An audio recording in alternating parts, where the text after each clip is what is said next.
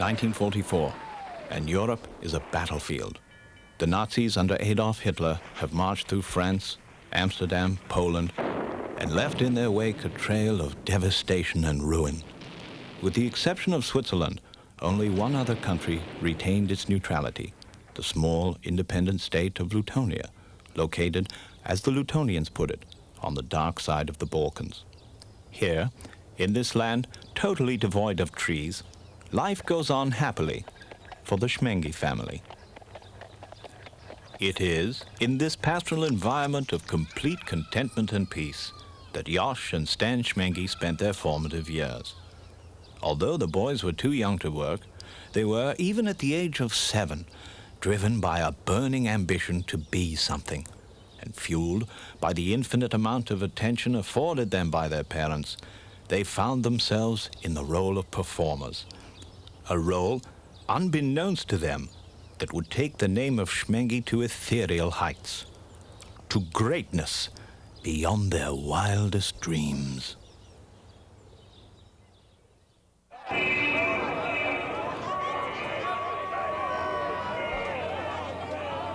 Never seen them in person. Wouldn't have missed it for the world. The Shmenges played at our wedding, so you can see there's a sentimental attachment. They're the kings. Now they're abdicating. I think I have every record the Shmenges put out. I've never seen them live. This concert tonight will be one of the most memorable nights of my life. It's sad to see them go. We've been in line 18 hours. We leave our husbands at home. We tell them you want bologna, it's in the fridge, there is bread. You want to eat, you know where to get it. We're gonna see Yash and Stan. Before coming into the office, I usually stop at the Lumpy's, which is a small Lutonian bakery across the street. And I would have coffee and a raisin surprise ball, which is a large lump of dough with sometimes you find the raisin in it and sometimes not. That was the surprise. I sitting at my usual table one day when who walks in the door but Josh and Stan. Well, to make a long story short, they go to the counter, they place their order and tell the waitress to carry their balls and coffee over to my table. And they sit down.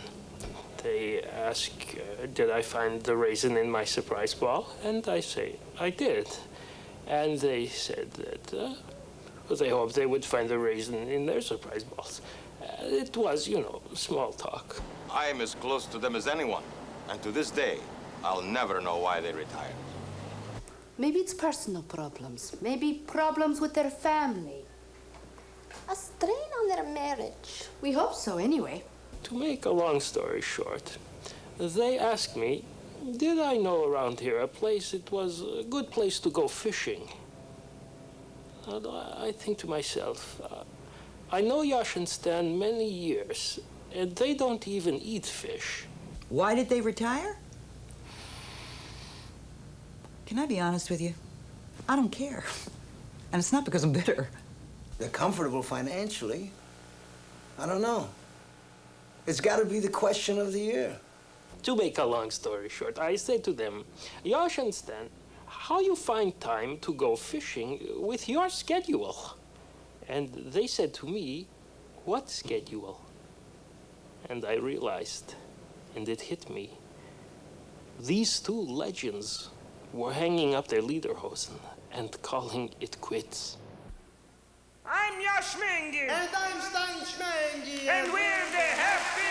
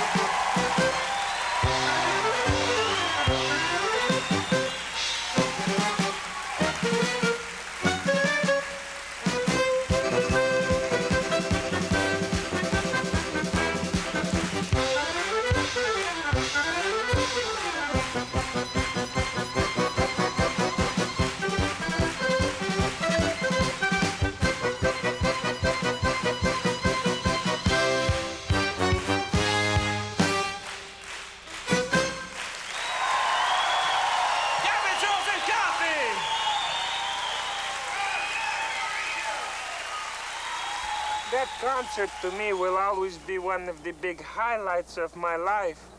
To have all our friends and family there made it all so special.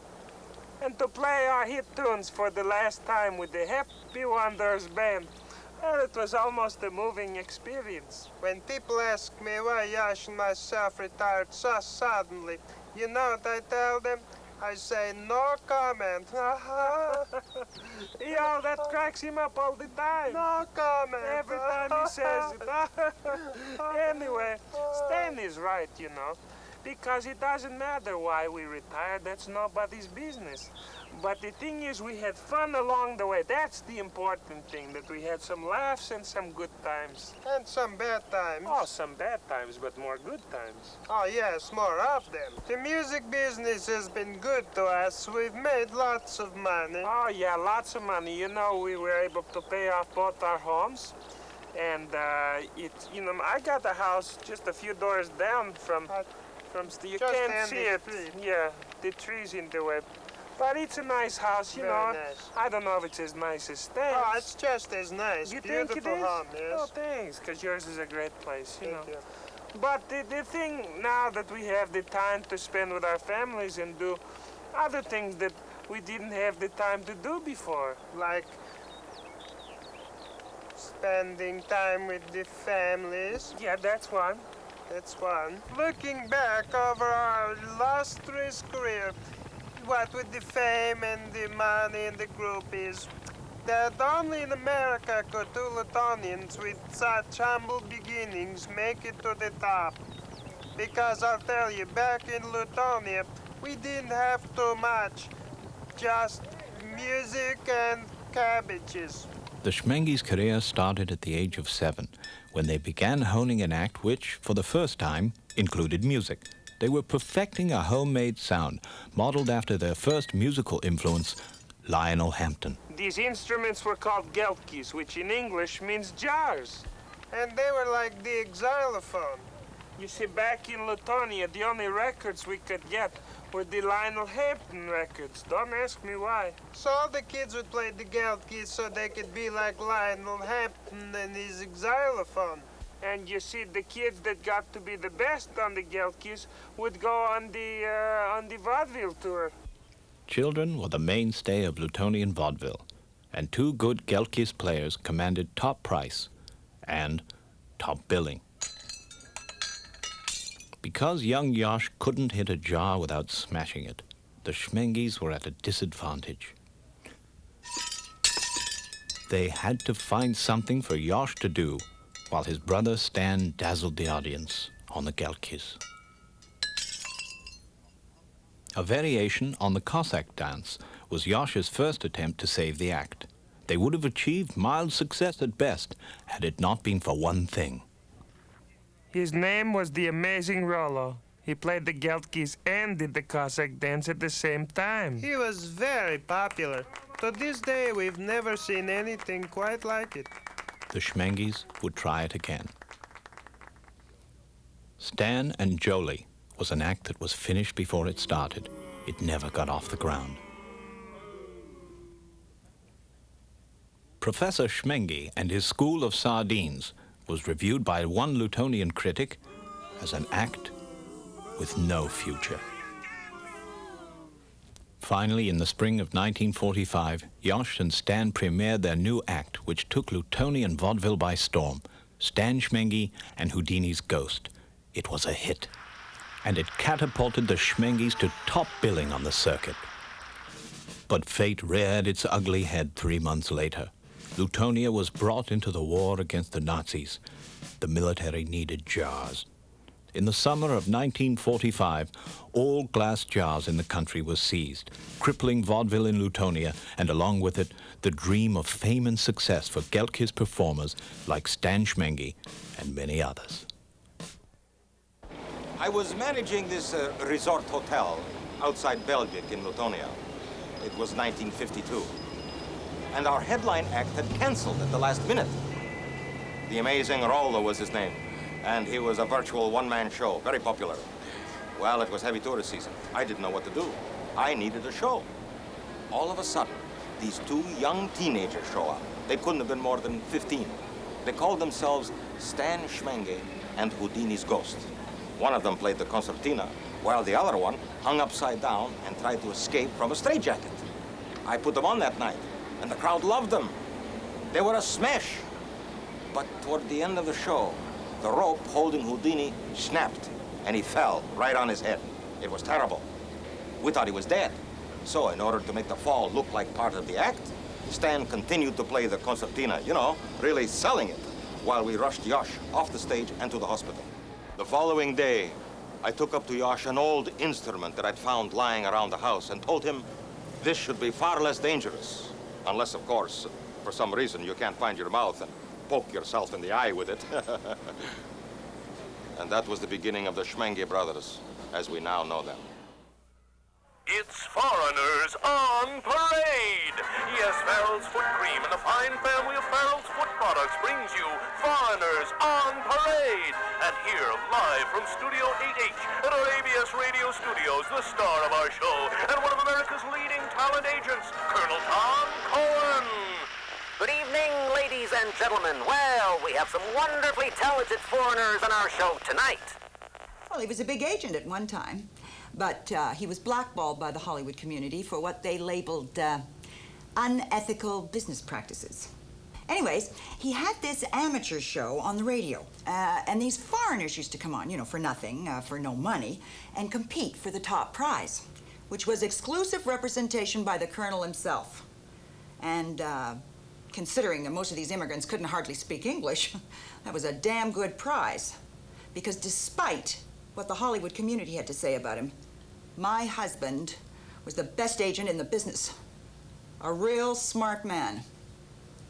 And the Shmenge brothers, whom I'm sure had just gotten off the boat, they appeared on one of these shows. Boys, that was terrific. Listen to the audience. That was the Shmenge brothers. Shmenge! I'm sorry? Shmenge! Oh, Shmenge brothers. Well, whatever the name, I want to sign you to exclusive representation. How about that? Thank you, Mr. Cohen. Thank you very much. It was their first taste of big-time showbiz. They won the top prize that night. And let's face it, coming from a family of cabbage pickers, it had to be the biggest night of their life. They signed the contract the next day. He took them out. He wined them, he dined them, he showed them the town. He was real good to those boys. They even played at our wedding, which I thought was real nice of them, considering the colonel was taking a lot of heat for it, seeing as I was just 14 at the time. But they did it because they liked the guy. He got them a lot of work. And they were with him until his untimely and mysterious death, which I'm not going to talk about here, so don't even ask.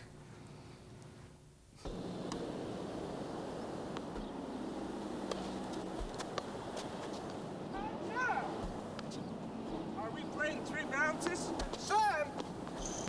Good game. Yeah, it was. Oh, good game. It was a hard one. Yeah. But you get your backhand is much better. You think so? Yeah. I've been working on it. Most agents would charge 10% commission, but the colonel, he charged 75% commission, and the rest of our money he looked after. And it wasn't until after his somewhat mysterious death that we realized we didn't have no money left. No, because he robbed us blind is what he did. And then we didn't know what the hell to do because he was our agent. We didn't know he was our agent, and you need an agent. You got to have an agent. Some agents have agents in the Hollywood. Oh, yeah, there. But it wasn't until after his mysterious death that we realized, why do we need an agent to lose our money for us? We can lose it ourselves. That's right, you know, because if we had our own agency, we don't have to pay the 75% commission. We could charge ourselves the 50% commission is all. So that's what we did. We became our own agents, and getting the work was a lot easier, especially in the TV. It strikes, spares, and Shmenges.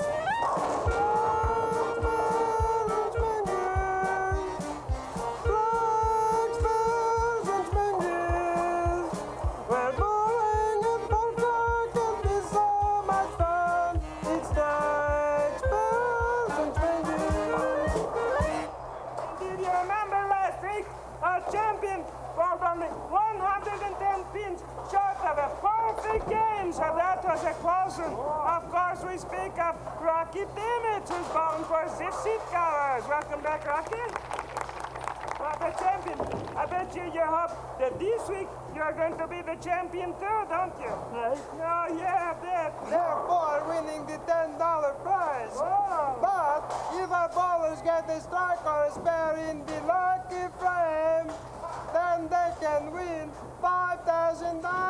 $5,000, and all you got to do to get it is to bowl the strike or the spare in the lucky frame.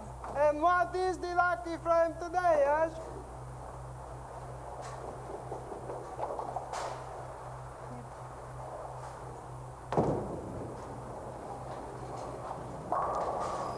I don't have the number. Can you leave it out? Sorry. Maybe it's...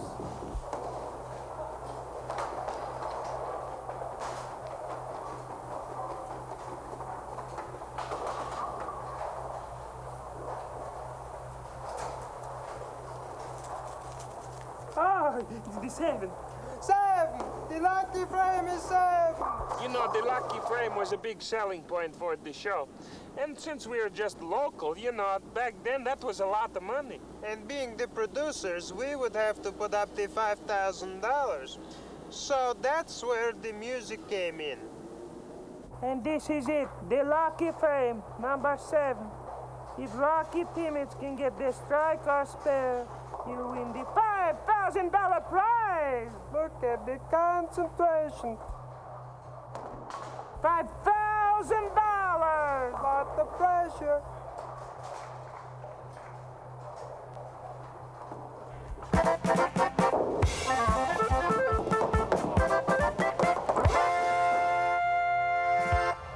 Oh, what a shame. Oh, he missed. I first encountered Yash and Stan when we were all still with Colonel Tom Cohen. And after Colonel Tom died, well, it was a very sad, sudden, and mysterious death, as you know, I continued to be represented by his wife, Vicky, who at the time was 15. A wonderful girl, but very advanced for her age in, well, you know, the kind of ways. I mean, she had been there and back. And anyway, I was happy with her. She looked after me in many ways. And I remember one time Yash and Stan came to a show of mine at the El Sahara, which is a falafel place. And they have wonderful baba ganoush and carrot juice there fresh. And they said to me, do you want us to represent you for 50% commission? And I, at the time, was paying Vicky 75% and she was busy with her running her new escort service. So I went with Yash and Stan at the time for 50%, and I've been with them ever since. And they look after me. We're good friends, and they do everything for me. They do everything from the costume to the charts, which is why I can sing and you can back me up so well, because the music is done by their people and I pay for it, but they do it. You all remember Lynn Shmenges? Thank you, I just got back from the road again. I just got back from the road again. I'd love to stay and sing all night long. I can't. I gotta get back on the road again. Sing along with me this time, won't you? On the road again. Forget it. I just got back from the road again. It's good to see you all right here tonight. I gotta get back on the road again. Where should I go? Going to Kansas City. Kansas City, here I come. I'm going to Kansas City now. Kansas City, here I come. They got some crazy little women there. I'm gonna get me one. Where else should I go? Chicago, Chicago. What a crazy town. Galveston, oh Galveston. I love New York.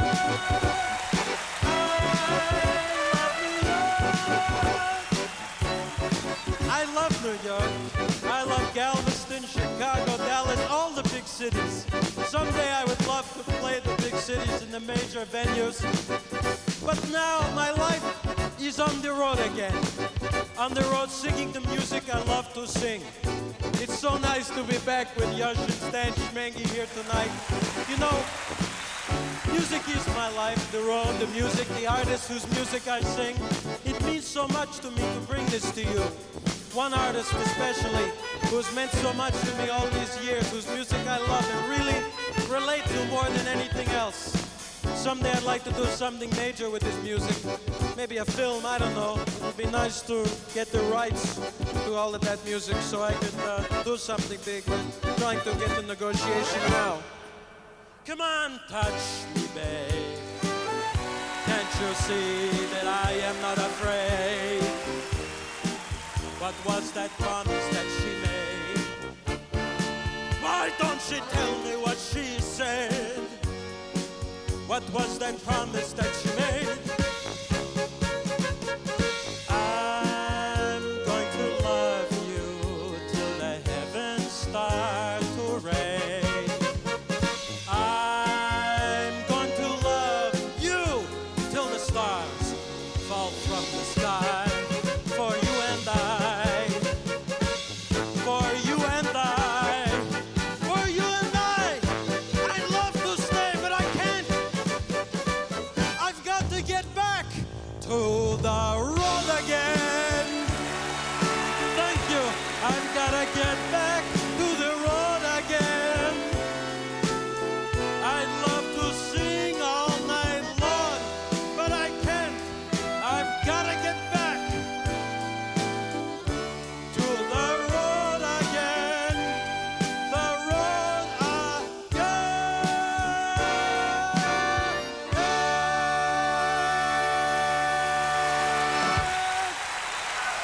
Thank you.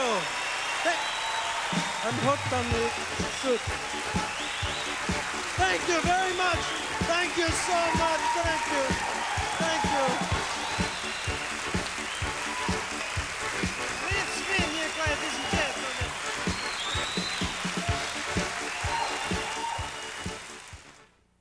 Stand by. We're on the air in 3, 2, 1. Good evening. The long-awaited arrival of the Shmenges finally happened today as Oktoberfest officially got underway. I'm Gord Markle, and I'll have a complete report on that. Doug Knox will have news on the international scene, Lisa Barlow with the goings-on at City Hall, John Phipps with the business report, Daryl Shore with tonight's Crime Stoppers feature, Mickey Gelman with the world of sports, Uncle Walter with tonight's weather, Susan Trumbull with the buyer and sellers report, Doug Peel with our community at large segment, Joan Dow with the Dow Jones, Earl Glover with tonight's Focus on You segment, and entertainment editor Mitzi Duke with two very special guests, the Grand Marshals of this year's Oktoberfest, Polka Meisters Yash and Stan Shmengi. But first, opening ceremonies for this year's Oktoberfest officially got underway today with the arrival of its guests of honor. Here are Yash and Stan, the Shmengi brothers. Happy Oktoberfest, you're on the air. Hello, Ted. I'd like to talk to the Shmenges. Go ahead. First of all, I'd like to welcome Yash and Stan to Oktoberfest. Oh, thank you very much. It's nice to be here. Thank you. And I'd like to add that I think it's high time that you two were asked to be the guests of honor and be the Grand Marshals in our Oktoberfest parade. Oh, isn't that kind of you? Thank you so much for saying that. Yeah, it's been a dream of ours since we were kids. Oh, yeah. In the world of polka music, you literally have to be inducted into the Polka Hall of Fame before you know you have the respect of your peers. There are no polka awards, no Academy Awards, or Country and Cowboy Awards, or TV Choice Awards. And to make a long story short, to be chosen to be guests of honor at Oktoberfest, the largest polka fest in the world outside the original in Munich, this is the highest honor you can get in the field. Well, in case you've just tuned in, our guests today, Yash and Stan Shmengi, of course, this year's honorary guests at the Oktoberfest Parade. And our phone lines are open, 555-7176. Let me ask you guys something. How does it feel to be famous? I mean, I myself have some degree of notoriety here on the Ted Wellington Show, on CKM in beautiful downtown Kitchener, but I'm talking about the capital F kind of fame, the I want to live forever kind of fame that the two of you have achieved over the years. How does it feel? And more important than that, has it changed your lives? But that's a good question. That is a good question. I don't think we've been asked that one before. No, that's a good question, you know that. And let me just say to you, Ted, that in all honesty, boy, you know, I don't think that this has affected me, this success thing has affected me at all. You know, other side of it, you know, I think that I'm just a normal, ordinary person. Like you, you know, That's ordinary. right. I don't think that our lives have changed so much, Ted. You know, I think that we've made some music that has made us lots of money, Oh, let's yeah. be honest. But I don't think that... I feel like we're just two normal guys. Well, let me read a little bit of bio that I've got here on you two normal guys. Over a career that has so far spanned 30 years, the Shmenges brothers have released 88 LPs. Count them, 88. They've had 5 hit singles, including Who Stole the Cabbage Roll, the million seller that found the country's funny bone back in 1961.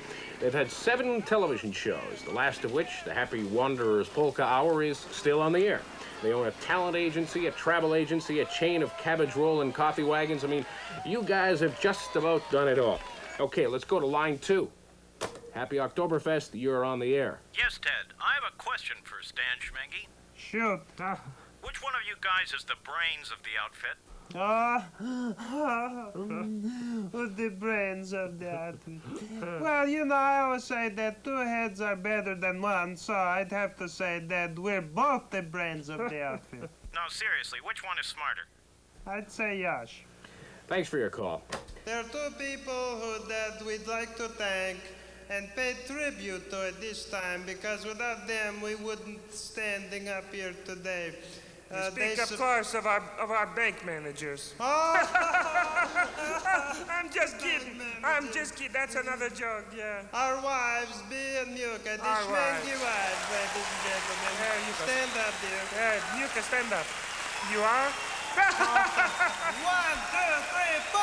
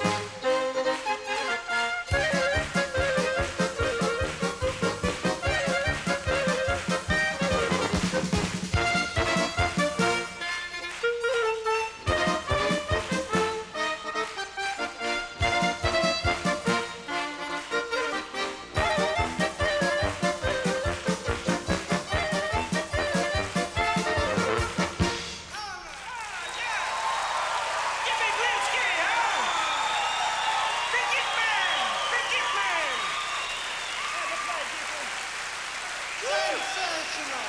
Woo! Some hot turbo!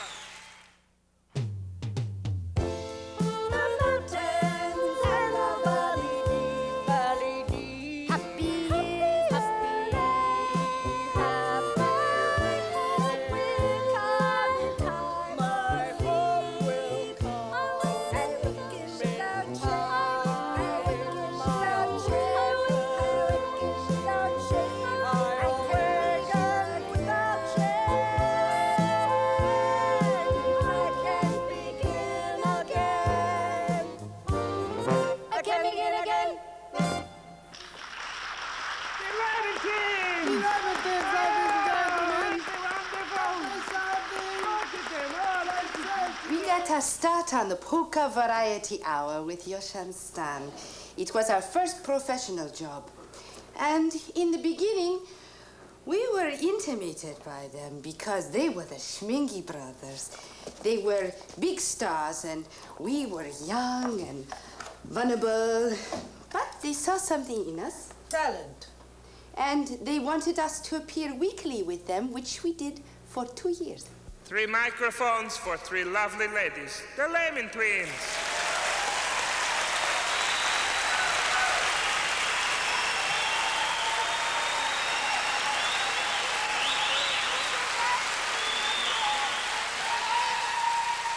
The Shmenges recorded 5 albums with the Lemon Twins. That was at a time, of course, when the Shmenges were at a peak. They were at the height of their popularity, at least as far as their record sales were concerned. They were putting out, about 1 album a month. In fact, there was a time when Shmenge albums took up this entire rack. I mean, it was all Shmenge, right from here, right to the back wall. Next to Perry Como, I had more of their records in stock than the top 50 groups put together. But the albums they recorded with the Lemon Twins, the hotcakes. I couldn't order them in fast enough. It was unbelievable. Of course, the rumor that they were romantically involved didn't hurt sales either. It was a scandal, that's what it was. Those 2 happily married men were constantly being seen with these women. And they didn't exactly go out of their way to avoid public places. And it was this, more than anything, that distressed those of us who knew them well. And not only that, there were 3 of them, 3 women and 2 men. That was also distressing. And it was a terrible time for their poor wives, who suspected an affair was going on, but never ever raised the question of infidelity, because Lutonian wives believed it was not their place to do so. Oh, it's a crazy business. Come on, there's a syndrome in this business. It's so easy to get hooked on women or the pills or booze or drugs or dope. In my case, it's food. I can understand how Yash and Stan could get mixed up with the Lemons. They were attractive girls. They could sing reasonably well. And not to mention the publicity you get out of a scandal these days. It's like a money-making machine. When they were with them, the 4 albums that they did with the Lemons sold so well. But when the scandal died down, the next album didn't sell, so they dropped them like a hot lemon, so to speak.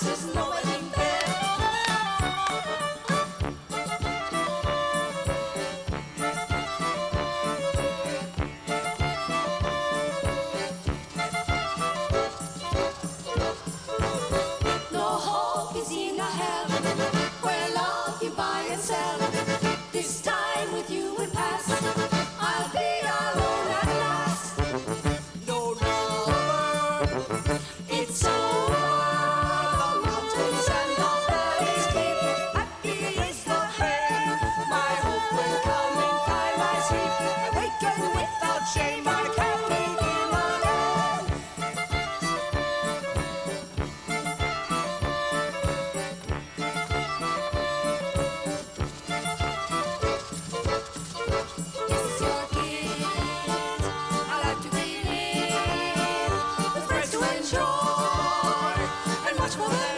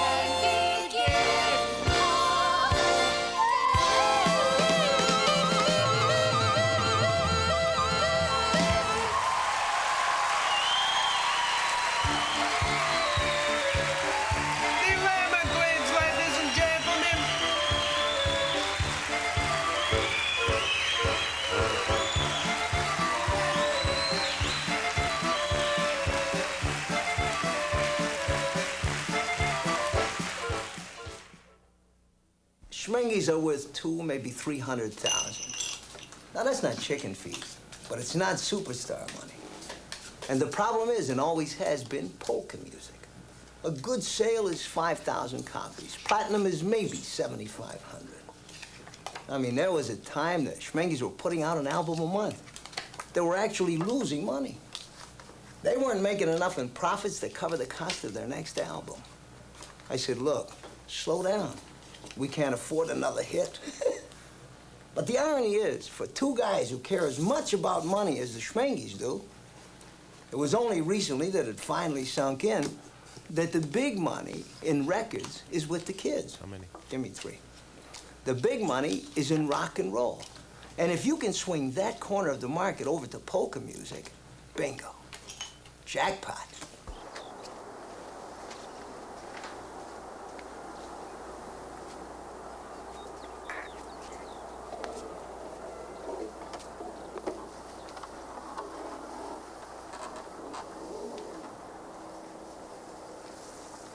Little children hate to swallow the aspirin, so how do you give the aspirins to the little children?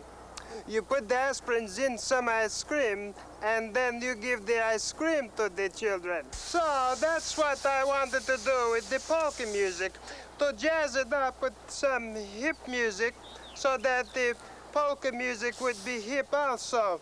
But Yash, you know, my brother, he's more old-fashioned. He didn't like that idea too much. It took me months to convince him of the idea.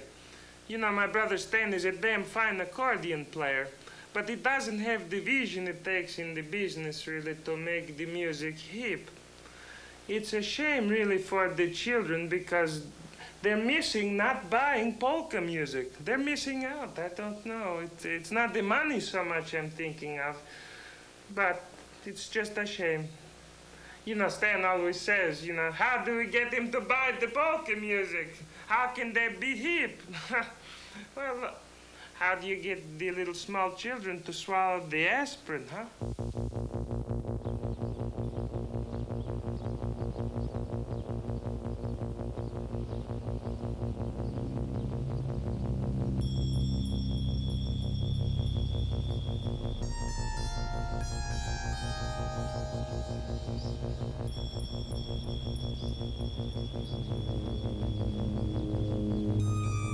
We told you from the beginning that we wanted to open the show with the lasers. The laser sword fight, we said that a week ago. And now you tell us at the last minute that we can't even do it? Listen, there's 12,000 seats out there. Believe me, these things are not going to read. I mean, it's not like they're real lasers. The visual impact, those things just won't read. I mean, look at them, they're toys. You guys are going for a look that you can't afford. If you want a light show, then give them a light show. But we can't get you what you want by tonight. You can't. Possible. It's not going to happen. Well, I don't know. I think that they're pretty effective.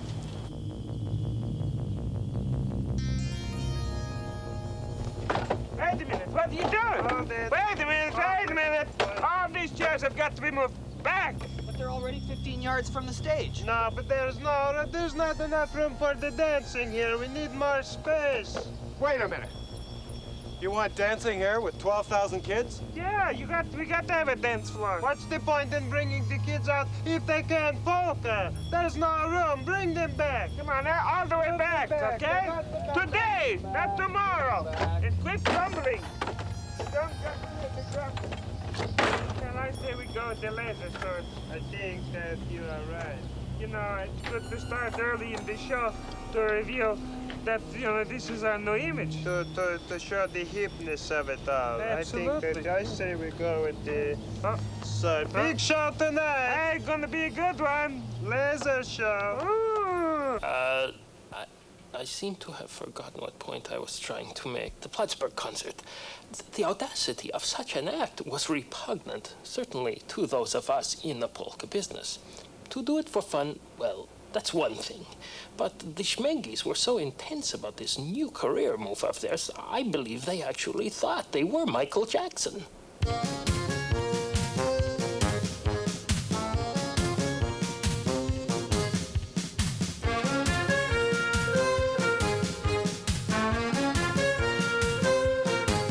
So beat it, just beat it. No one wants to beat it. Show them how funky and strong is your fight. It doesn't matter wrong or right.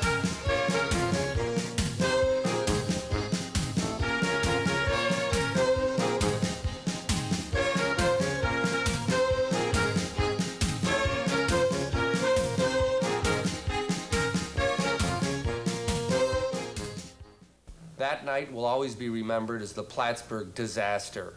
It was a bad idea, and those two guys are really lucky they weren't arrested for fraud. They had the gall to put up on an arena marquee Michael Jackson's name in big, bold print. And from the street, that's all you could see. Tonight only, Michael Jackson. The human eye couldn't see the teensy letters above the name which said, the Shmenges Salute. Only a fly on the marquee could read that. And it's no surprise the concert turned out the way it did.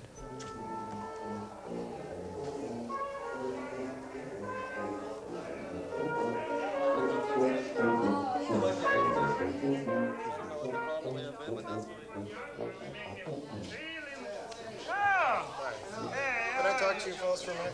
What's the matter? Did somebody die? Hey, you cheer up. Don't be the gloomy guy, sir. Big show. It's important. Oh, well, let's go outside then. We'll talk out there. Okay, everybody, loosen up, but we'll be right back. Okay, we'll be ready. So what's all the problem? We got a problem with the crowd. I knew it. We should have had more security for the crowd control. I told you we should You get didn't tell me nothing. fellas. You said don't bother. No, fellas, it's not that. Well, what is it then? Well, you know, there's an old axiom in show business that when there's more people on the stage than there are in the house, you cancel the show. But there's only 7 people on the stage.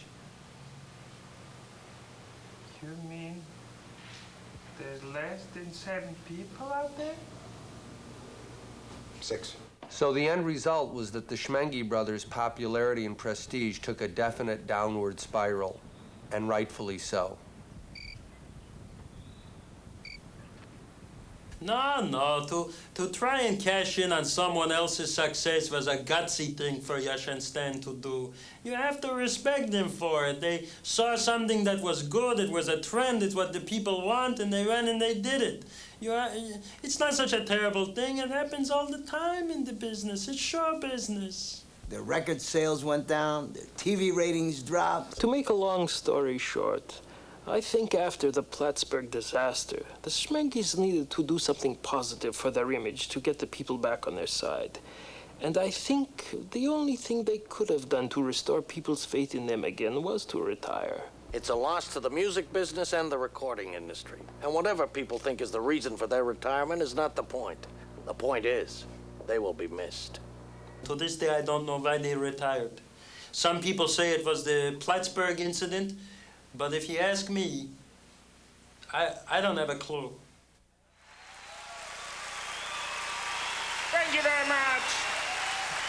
Thank you very much. Oh, what a great evening this was. What a good time, huh? Oh, we had a ball. Thank you so much.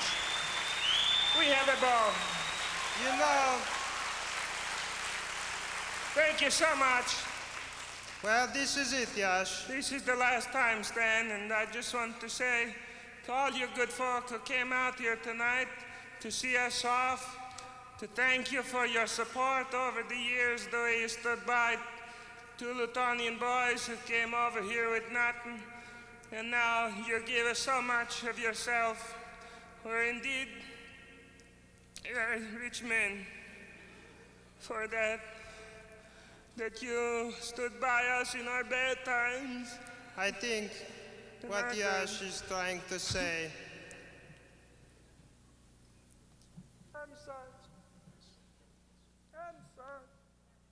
I'm a baby. What Yash is trying to say, I think, can be summed up with our last song, a very last song, the last polka. It's for you.